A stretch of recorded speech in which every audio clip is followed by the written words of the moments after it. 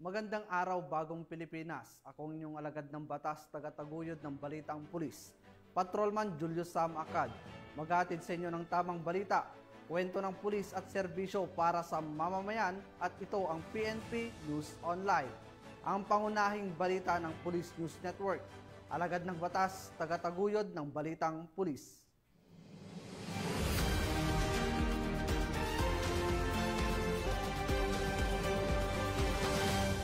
Narito ang mga balitang dapat niyong abangan. Tinatayang 6.8 milyong pisong halaga ng shabu nasamsam mula sa isang high-value target sa Marawi City. Pasaherong kararating lamang sa bansa mula Dubai, inaresto dahil sa may kabinbin na kaso.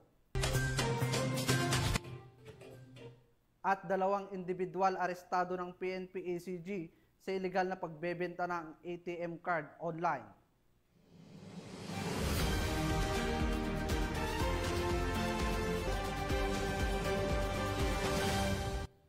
Narito ang mga balitang hatid ng ating PNN correspondents mula sa iba't ibang panig ng bansa.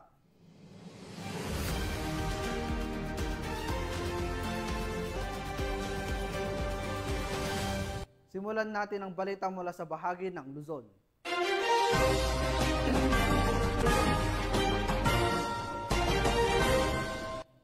Inaresto ng mga otoridad ang isang pasaherong kararating lamang mula sa Dubai sa Ninoy Aquino International Airport matapos matukoy na may nakabinbin itong kaso sa ilalim ng Republic Act 9262 o Anti-Violence Against Women and Their Children Act of 2004. Patrolman Willier Peños, ibalita mo.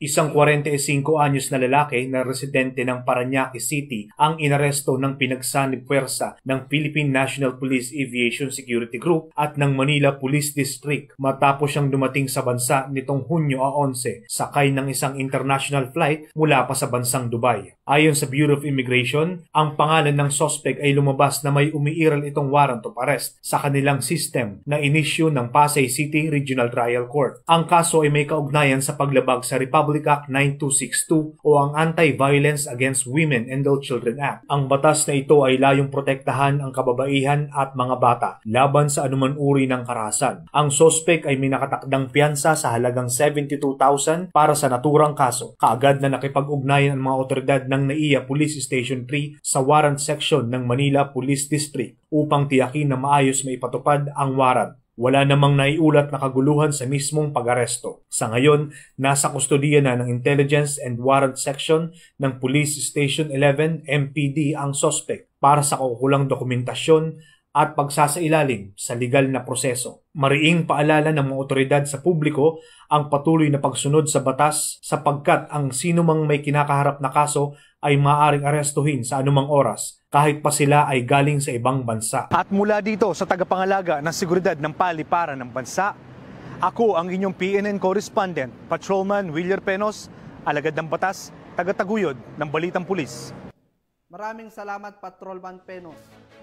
Arestado ang dalawang individual sa magkahiwalay na operasyon na ikinasa ng Northern District Anti-Cybercrime Team sa Caloocan City, kaugnay sa iligal na pagbebenta ng ATM cards sa online platforms. Ang report mula kay Patrolwoman Mary Grace Artizuela. Matagumpay na naaresto ang dalawang individual sa magkasunod na operasyon na isinagawa ng mga operatiba ng Northern District Anti-Cybercrime Team, katuwang ang Caloocan City Police Station sa Caloocan City, dahil sa illegal na pagbebenta ng ATM cards sa online platforms. Sa isinagawang cyber patrolling, isang Facebook page ang natukoy ng mga otoridad na kung saan talamak ang bentahan ng mga ATM card na nagkakahalaga ng 2,000 bawat isa. Agad nakipagtransaksyon ang mga otoridad sa mga suspect na nagresulta sa kanilang pagkakaaresto. Nasasangkot ang mga naarestong suspect sa paglabag sa SIM Registration Act at Anti-Financial Account Scamming Act o AFASA, parehong may kaugnayan sa Cybercrime Prevention Act of 2012. Ito ay mariing ipinagbabawal ng ating batas dahil maaaring magamit ang kanyang personal information sa panloloko at pang-i-scam ng mga cyber criminals. Ang nasabing matagumpay na entrapment operation ay resulta sa pinaigting na cyber patrolling ng personnel ng Northern District Anti-Cybercrime Team. Mula dito sa Campo Crame, ako ang inyong PNN correspondent, Patrolwoman Mary Grace Artizuela, nagbabalita para sa Police News Network, alagad ng batas, tagataguyod ng Balitang Pulis. Maraming salamat, Patrolwoman Artizuela. Timbog ang isang lalaki sa Valenzuela City matapos isilbi ng mga otoridad ang warrant of arrest laban sa kanya kaugnay sa kasong lascivious conduct. Yan ang tinutukan ni Patrolwoman Glazel Ann Esperanza.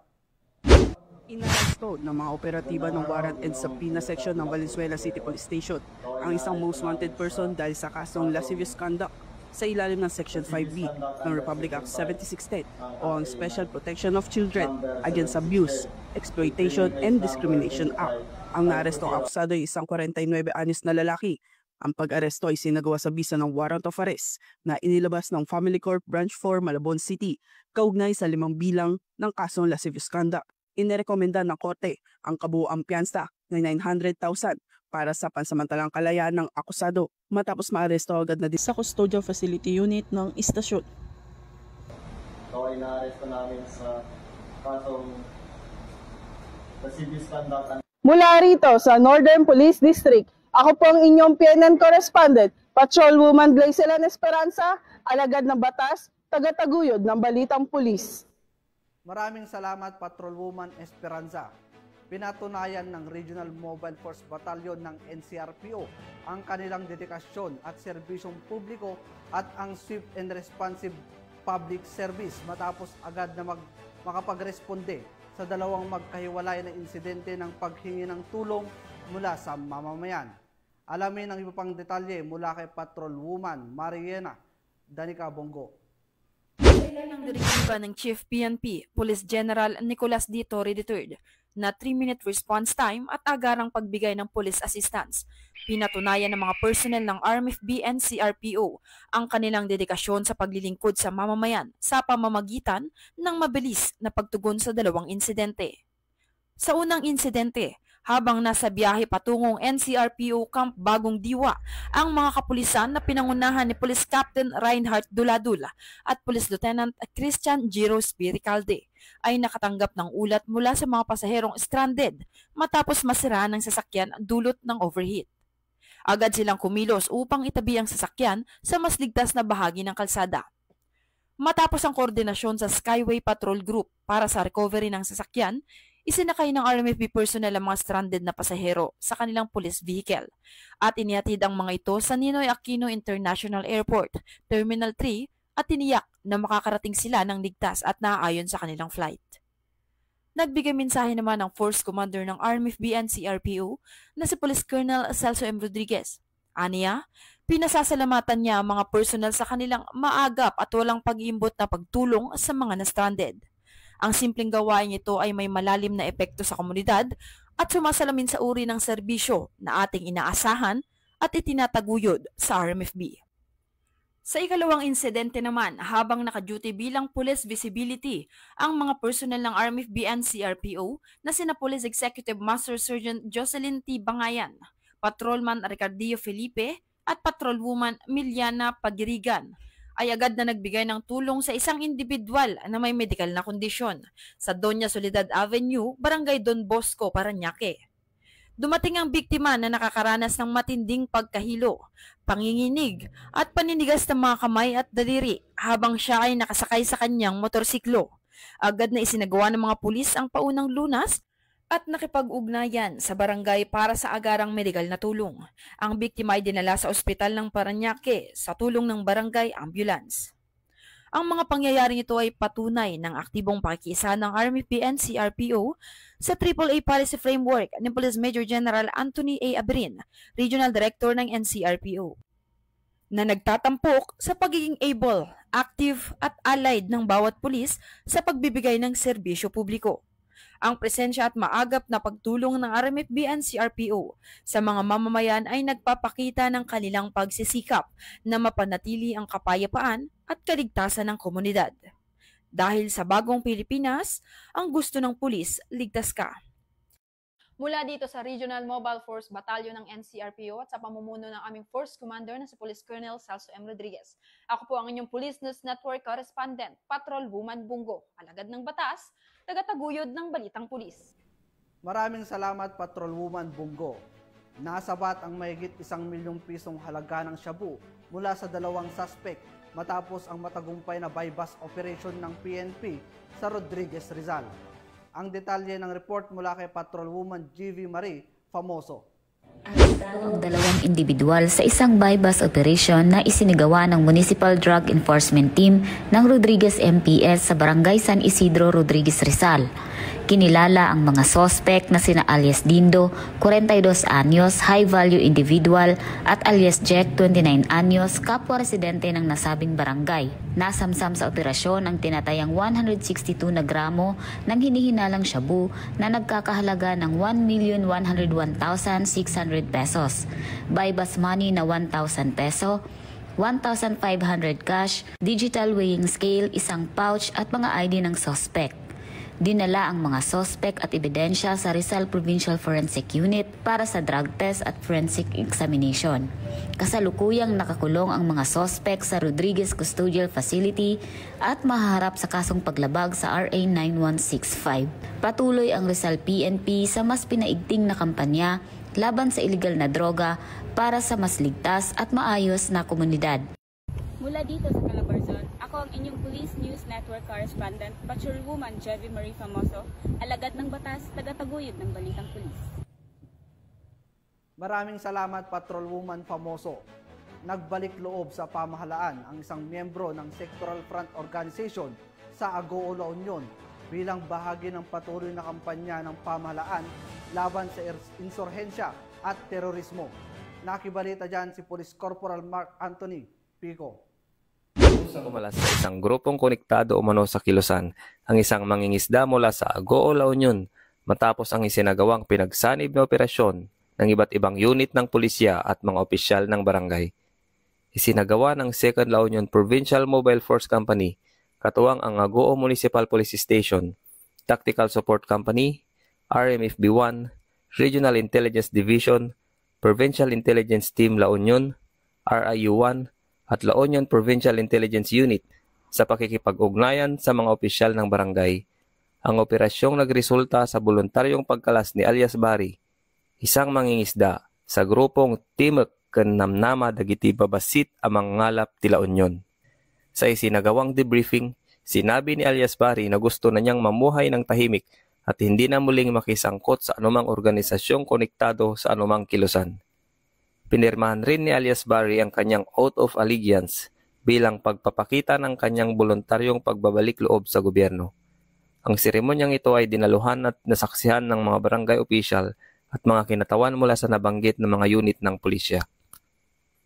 Patuloy ang panawagan ng mga otoridad sa mga individual na kasapi o konektado sa mga rebeldeng grupo na magbalik loob na rin sa pamahalaan para sa kapayapaan at kaunlaran. Mula dito sa Ilocos Region, ako ang inyong PNN Correspondent, Police Corporal Mark Anthony Pico, alagad ng batas, tagataguyod ng balitang pulis.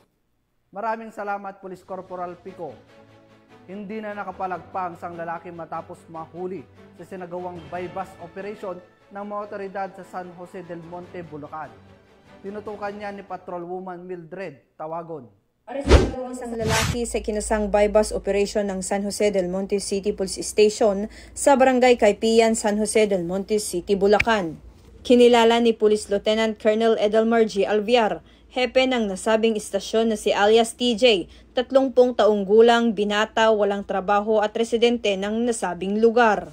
Dakong alas 6 ng gabi ng nasabing operasyon na nagresulta sa pagkakasabat ng hinihinalang shabu na may timbang na 15 gramo, na may standard drug price na humigit kumulang 102,000 pesos. Dinala sa San Jose del Monte Satellite Forensic Office ang sospek at mga ebidensya para sa drug test at laboratory examination. Kasalukuyang inihahanda ang kasong kriminal na isasampa laban sa kanya. Patuloy ang maigting na kampanya ng Bulacan PNP sa ilalim ng pamumuno ni Police Colonel Franklin Palasi Istoro, Officer in charge ng Bulacan Police Provincial Office laban sa iligal na droga bilang bahagi ng kanilang layunin na panatilihin ang kapayapaan at kaayusan sa lalawigan. Mula dito sa Bulacan Police Provincial Office, ako ang inyong PNN Correspondent, Patrolwoman Mildred A. Tawagon, alagad ng batas, tagataguyod ng Balitang Pulis. Maraming salamat, Patrolwoman Tawagon. Nakiisang mga tauhan ng Ipasindayaw Cups sa pagsasagawa ng Oplan Balik Eskwela sa bayan ng Pudtol, Apayao bilang bahagi ng kanilang suporta sa pagbubukas ng klase para sa school year 2025-2026. Yan ang balitang hatid ni Patrolwoman Jesly Sabado. Sagawa ng Ipasindayaw Cups ang Oplan Balik Eskwela sa Kakalagan Elementary School at Kakalagan Child Development Center sa Barangay Kakalagan, Pudtol, Apayao noong 13 ng Hunyo taong kasalukuyan. Ang nasabing aktibidad ay pinangunahan ng mga tauhan ng Provincial Community Affairs and Development Unit sa pamumuno ni Police Lieutenant Colonel James S. Bauding, katuwang ang 1st Apayao Provincial Mobile Force Company, Provincial Medical and Dental Team at Pudtol Municipal Police Station. Tampok sa programa ang mga talakayan hinggil sa anti-bullying, anti-terorismo at kahalagahan ng personal na kalinisan. Kasabay nito ang pamamahagi ng mga school supplies, tsinelas at bitamina sa mga bata. Tinatayang higit sa 60 mag-aaral ang naging benepisyaryo ng naturang programa na naglalayong palakasin ang seguridad at kaligtasan sa mga paaralan, habang pinatitibay ang ugnayan sa pagitan ng PNP, mga mag-aaral, guro at mga magulang. Nagpaalala naman si Police Lieutenant Colonel Bauding sa mga magulang na huwag gamitin ang mga pulis bilang panakot sa mga bata. Sa halip, dapat silang ipakilala bilang mga kaibigan at katuwang ng komunidad na laging handang tumulong. Nagpahayag din ng pasasalamat ang Apayao Police Provincial Office sa mga bukas palad na sponsors at stakeholders gaya ng GT Enterprises, Gamboa Dental Clinic at ANA Ilocos Norte na naging bahagi ng tagumpay ng aktibidad. Patuloy na nagpapatunay ang PNP ng kanilang pangako sa pagbibigay ng ligtas, maayos at suportadong kapaligiran para sa pagkatuto ng bawat batang Pilipino. Mula dito sa probinsya ng Apayao, ako ang iyong Police News Network Correspondent, Patrolwoman Jesly Sabado, alagad ng batas, tagataguyod ng Balitang Pulis. Maraming salamat, Patrolwoman Sabado. Matagumpay na isinagawa ang isang meet and greet activity para sa mga miyembro ng District Advisory Group for Police Transformation and Development ng Eastern Police District sa isang simpleng seremonya na pinangunahan ni Police Brigadier General Aden Lagradante, District Director ng EPD. Nakatutok dyan si Patrolwoman Melin Lagwis. Ang Eastern Police District ay nagsagawa ng meet and greet sa mga miyembro ng District Advisory Group para sa mas matatag na ugnayan at makabuluhan ng transformasyon at pag-unlad sa buong distrito. Isang mahalagang pagtitipon ang isinagawa ng Eastern Police District kung saan formal na naganap ang meet and greet ng mga miyembro ng District Advisory Group for Police Transformation and Development or DAGPTD. Pinangunahan ni Police Brigadier General Aden T. Lagradante, District Director ng Eastern Police District, ang mainit na pagtanggap sa mga kasapi ng advisory group na binubuo ng mga kinatawan mula sa iba't ibang sektor ng lipunan, kabilang na ang simbahan, akademya, negosyo, kabataan at media. Kasama din na dumalo sa nasabing aktibidad si Police Colonel Leonard L. Luna, DDDA at Chairman ng Technical Working Group at iba pang opisyales ng EPD. Layunin ng pagpupulong na ito na palalimin ang ugnayan ng kapulisan at ng komunidad sa pamamagitan ng pagbabahagi ng mga layunin, programa at inisyatibo tungo sa epektibong implementasyon ng PNP Patrol Plan 2030, isang hakbang para sa tunay at makabuluhan ng pagbabago sa hanay ng kapulisan. Binigyang diin ni Police Brigadier General Lagradante ang kahalagahan ng partisipasyon ng advisory group sa pagbibigay ng mga rekomendasyon at suporta sa mga reforma at inobasyon na isinusulong ng EPD. Samantala, Nagkaroon din ng pagkakataon ang mga miyembro ng DAG-PTD na ipakilala ang kani-kanilang sektor, layunin at maaring kontribusyon sa mga programa ng pulisya, lalo na sa larangan ng community engagement, public safety at good governance. Isang bukas at makabuluhan ng talakayan ang nagsilbing simula ng mas matatag na ugnayan sa pagitan ng Eastern Police District at ng komunidad na kanilang pinaglilingkuran upang mas makamtan ang pamayanang maunlad, ligtas at mapayapa. Mula dito sa Eastern Police District, ako ang inyong Police News Network correspondent, Patrolwoman Melin Biloquias, alagad ng batas, tagataguyod ng Balitang Pulis. Maraming salamat, Patrolwoman Loquias. Tunghayan naman natin ang mabalita mula sa Visayas.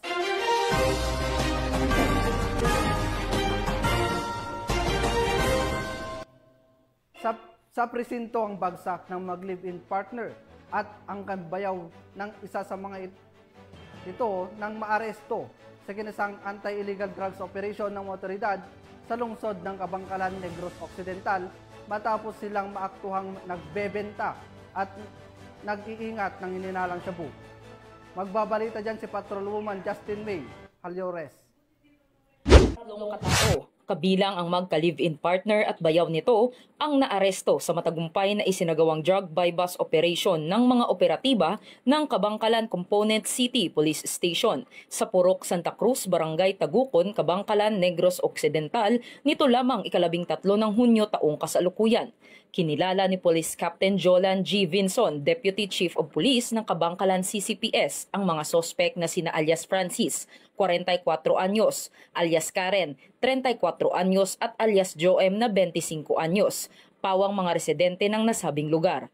Ayon sa kapulisan, na-recover mula sa mga sospek ang 20 plastic sachet ng hinihinalang shabu, kabilang ang buy-bust item na may kabuuang bigat na humigit kumulang 35 gramo at may estimated standard drug price na 238,000 pesos. Bukod pa rito, nakuha rin ang 5 100 peso bill na marked money, karagdagang cash na 550 pesos, isang improvised glass tutor na may bakas ng hinihinalang shabu, digital weighing scale at iba pang non-drug items.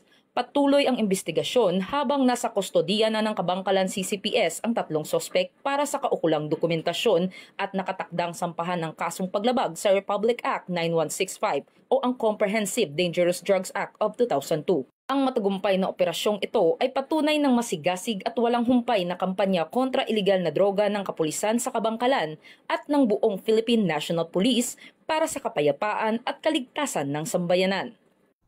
Mula rito sa Police Regional Office 6, ako ang inyong PNN Correspondent Patrolwoman Justin May Halyores, alagad ng batas, tagataguyod ng Balitang Pulis. Maraming salamat, Patrolwoman Halyores. Formal nang nagtapos ang 176 na bagong pulis mula sa Basic Internal Security Operation Course Class Lawin sa isang seremonyang ginanap sa Regional Training Center 7 sa bayan ng Sibonga, Cebu. Tunghayan ang report ni Patrolwoman Judith Nicanor.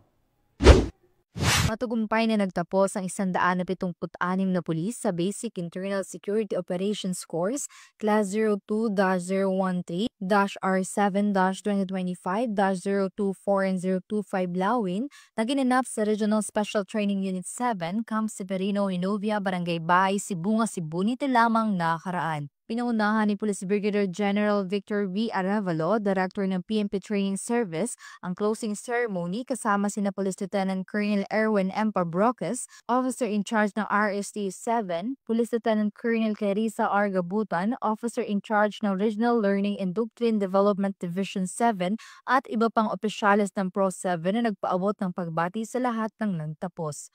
Isa sa mga highlights ng programang pagbibigay ng parangal sa mga top-performing students ng klase.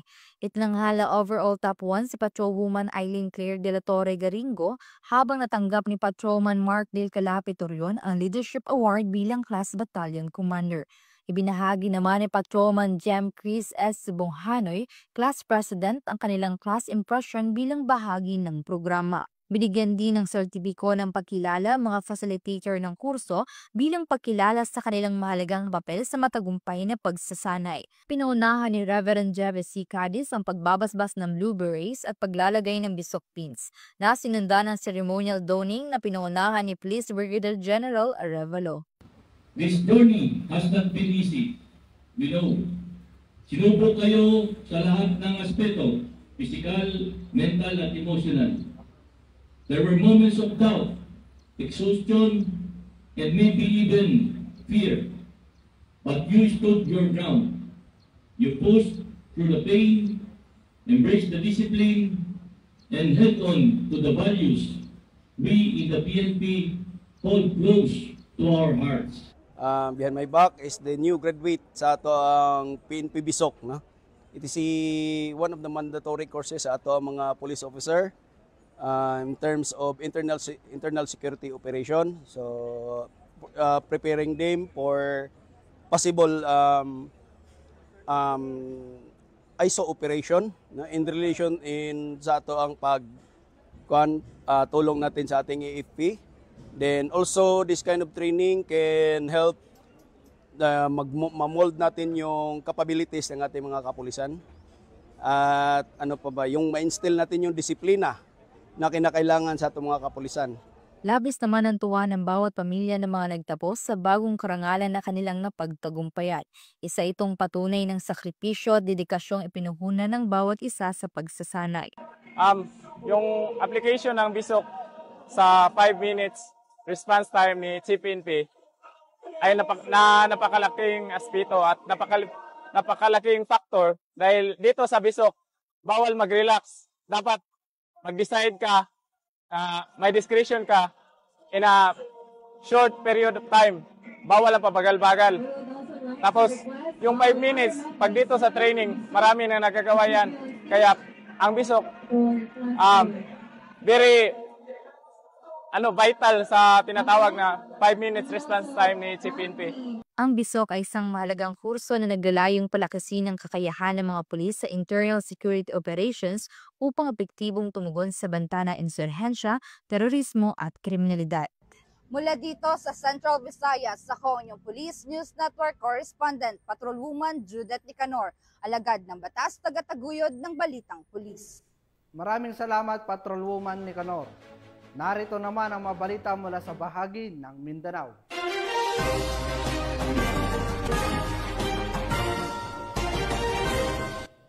Sa isang matagumpay na operasyon ng mga pulisya kontra iligal na droga, nasamsam ang tinatayang 6.8 bilyong piso halaga ng shabu mula sa isang high-value target sa Marawi City. Patrolwoman Veronica Laggi sa report.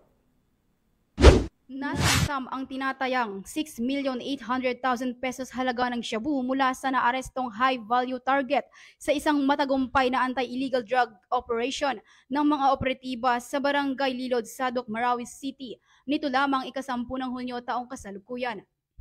Kinilala ni Police Colonel Robert S. Daculan, Provincial Director ng Lanao del Sur PPO, ang suspect na si alias Menso na residente ng Barangay Bago Ingod, Ditsaan, Ramain, Lanao del Sur. Pinangunahan ng Lanao del Sur PPO ang naturang operasyon at nakumpiska ang 6 na knot-tied plastic bags na naglalaman ng pinaghihinalaang shabu at may tinatayang halagang 6,800,000 pesos, buy-bus money at isang Black Rusi 125 na motorcycle. Ang suspect ay kasalukuyang nasa kustodiya ng Marawi CPS para sa kakulang dokumentasyon at pagsasampa ng kasong paglabaga sa Republic Act 9165 o Comprehensive Dangerous Drugs Act of 2002. Patuloy na nananawagan ang pamunuan ng Lanao del Sur PPO sa publiko na makipagtulungan sa mga otoridad sa pamamagitan ng pagbibigay impormasyon na makakatulong sa pagsugpo ng kriminalidad at iligal na droga sa rehiyon. Mula rito sa rehiyon ng Bangsamoro, ako ang inyong Police News Network Correspondent, Patrolwoman Veronica Laggi, alagad ng batas, tagataguyod ng Balitang Pulis. Maraming salamat, Patrolwoman Laggi. Walang takas ang isang newly identified drug suspect matapos madakip sa kinasang buy-bus operation ng mga operatiba ng pulisya sa Misamis Occidental.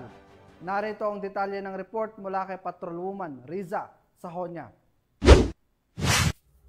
Arestado ang isang newly identified drug suspect sa isinagawang joint buy-bust operation ng PIDEA Regional Office 10, katuwang ang mga kapulisan ng Plaridel Municipal Police Station sa Barangay Northern Poblacion, Plaridel, Misamis Occidental. Kinilala ni Police Captain Elric Palanas, officer in charge ng Plaridel Municipal Police Station, ang drug suspect na si alias June.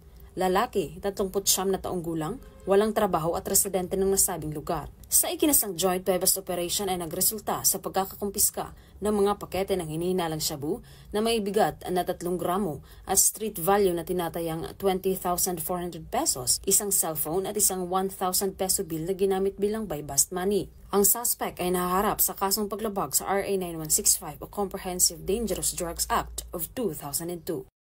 Mula dito sa Northern Mindanao, ako ang inyong Police News Network correspondent, Patrolwoman Riza Sahonia, alagad ng batas, tagataguyod ng balitang pulis. Maraming salamat, Patrolwoman Sahonia. At para sa ating huling balita, kalaboso ang dalawang hinihinalang high-value individual sa kinasang matagumpay na buy-bust operation ng mga operatiba ng Philippine National Police sa Davao City, kung saan nakumpiska ang 10 gramo ng hinihinalang shabu. Patrolwoman Reyna Rose Disipulo sa report. High-value individual recidivist na sina alias Darwin at alias Payat matapos matagumpay na sinasagawang buy-bust operation mga operatiba ng mga police station at Davao City Police Office City Drug Enforcement Unit dakong alas 4:20 ng hapon nitong ika-13 ng Hunyo sa Purok 1B Lower Dampa, Barangay Magtuod, Davao City. Ayon kay Police Major Philip Dave A. Udin, officer in charge ng mga police station, nahuli sa aktong nagbenta mga suspect ng isang pirasong heat-sealed plastic sachet na naglalaman ng hinihinalang shabu na may timbang na 1 gramo at tinatay nagkakalagang 6,800 pesos sa isang undercover police na nagpapanggap na buyer. Agad nang inaresto ang mga suspect at nakuha mula sa kanila ang nakabuuhang higit kumulang 10 gramo ng shabu na nagkakahalaga na tinatayang 68,000 pesos. Harap ngayon ang mga suspect sa kasong paglabag sa Section 5 Sealing of Dangerous Drugs at Section 11 Possession of Dangerous Drugs ng Republic Act 9165 o Comprehensive Dangerous Drugs Act of 2002 at sa kasong paglabag sa RA 10591 o Illegal Possession of Firearms and Ammunition. Tagumpay na operasyon na ito ay patunay na patuloy na dedikasyon ng Davao City Police sa paglaban sa illegal na droga at pagpapanatili ng kaayusan at kapayapaan sa lungsod. Hinihikayat ng kapulisan ang pagkikiisa ng publiko sa pamamagitan ng pagbibigay ng impormasyon upang mapalakas pa ang kampanya kontra droga. Sa tulong ng komunidad at mga ahensya ng gobyerno, ang Davao City ay mananatiling ligtas at maayos na tirahan para sa lahat. Dito sa Police Regional Office 11, ako ang inyong PNN correspondent, Patrolwoman Reyna Rose Disipulo, alagad ng batas, tagataguyod ng balitang pulis. Maraming salamat, Patrolwoman Disipulo. At yan ang mabalitang nakalap ng ating PNN correspondents mula Luzon, Visayas at Mindanao. Sa ngalan ng pamunuan ng Philippine National Police, sa pangunguna ni PNP Chief Police General Nicolas Torre III at sa pamumuno ni President Ferdinand Bongbong Marcos Jr., kami ay maglilingkod sa bawat Pilipino at magbibigay ng tama at balanseng balita dahil dito sa bagong Pilipinas ang gusto ng pulis, ligtas ka. Mula rito sa tanggapan ng tagapag-ugnay ng pambansang pulisya at sa pamumuno ng aming direktor na si Police Brigadier General Marvin Joe Saro, ako ang inyong alagad ng batas tagataguyod ng balitang pulis, Patrolman Julius Sam Acad. Mag-aatid ng tamang balita, kwento ng pulis at serbisyo para sa mamamayan at ito ang PNP News Online, ang pangunahing balita ng Police News Network.